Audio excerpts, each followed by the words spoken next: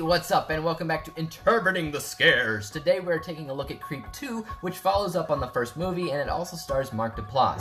If you saw my review for the first movie, I thought something about the movie was a little bit missing, and from a strictly found footage vantage point, the shrine or veil of believability was always in question solely because a celebrity was the main star, when typically a found footage film casts unknowns in the lead, which at the very least maintains a level of amateurism.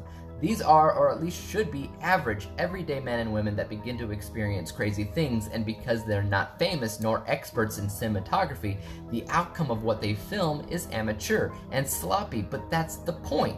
Mark Duplass is an actor that a lot of people know, and as such, his fame unfortunately uncovers that veil of believability and takes you out of it. I was hoping that Creep 2 realized this problem and worked on a solution that at the very least, approach things from a better light. And for the most part, that's exactly what happened. This time around, a young woman responds to the Craigslist ad that Mark Duplass's character set out, but instead of being any Joe Schmo with a video camera, she's got a background and a history in filming things, as she is a struggling YouTube personality, like myself, and she has her own show called Encounters, where she meets people of all walks of life that put out ads on Craigslist for weird types of companionship. But as a whole, she's not feeling very satisfied by this venture. She doesn't feel complete until she runs across our serial killer's ad and agrees to document him. And here's where things really change it up, as he admits from the get-go what he is, a serial killer, and he even proves it by making her watch some clips of the first movie. He says he has lost his mojo, and he wants her to help him find it again, and in exchange, he's not going to kill her. After this, she sees the man as her muse to make a truly great episode of Encounters with, and ultimately rediscover her purpose. So she decides right then and there to accept this offer. I will state right off the bat that they did something incredibly smart in Creep 2. They realized what they were and how to make that work. This was no longer straight up found footage, but rather an arm of that genre, mockumentary. While Mark Duplass's fame still sometimes gets in the way, mockumentaries don't have as much importance placed on amateurism, and by default, they don't need unknowns in the lead. Take, for instance, The Office. That's a mockumentary too, and that stars Steve Carell, and it works. By removing that importance of amateurism, Mark Duplass was able to blend into that role a little bit easier. Not only that, but his performance was slightly more believable too. Maybe it was the beard and the long hair making him look the part. Maybe it was playing opposite a female, making him play more of an actual creep role versus the first movie, which felt more like a weirdo role. And once again, maybe it was just as simple as changing the format into mockumentary that highlighted his abilities. Whatever the case, I appreciated what they did with him. Also, Desiree Akhavan plays opposite Mark Duplass in this movie as Sarah, the struggling YouTube personality. Her role in Creep 2 was miles better than the Aaron character in the first movie. Aaron filled a function but had little to no real personality and never really allowed good back and forth moments between himself and Mark Duplass's character. Fortunately, there's some great moments between the two in this movie, as she does such a wonderful job challenging his character in ways that appear to change something in him.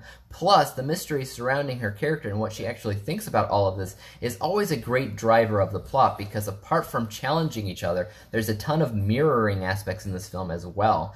Because both characters are at a moment of despair and are trying to find meaning in what they do again. That level of pure desperation makes them both do things they didn't expect to do, and that throws the audience in for a loop as well. So yes, deciding to live with and film a serial killer may seem like, and continually seem like, a stupid character decision. The film at least makes a valiant effort to make us believe the desperation her character is at. Who's to say that what makes her do what in the end? We've all done stupid things in the past without actually thinking things through. Is it scary though? Again, no. Once again, it tries to scare you through cheap jump scares where Mark Duplass literally jumps out and scares boo at the audience, but at least I sensed a pinch of more dark humor there, where the audience knew it was going to happen, and they knew the audience knew and were laughing with them when it ultimately occurred. That's one thing that I kept on noticing. Humor, humor, humor. Some things I felt were written in, some things I felt were improvised, like when he's trying to say something outside, and then there's a jet flying overhead and you can hear it, and he says, "There's a jet overhead, let's wait it out." It cuts to a closer shot of him, and you can still hear that jet flying overhead, and he just sarcastically looks at the camera and says, "It's a really slow jet."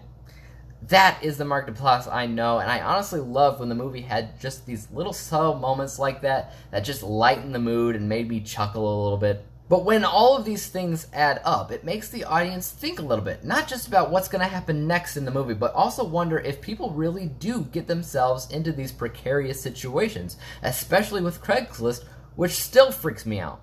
There have been Craigslist murders before, all because a lot of people are incredibly trusting, more so than they should be. So no, the movie isn't scary, but I think it effectively achieves what it set out to do: creep out the audience.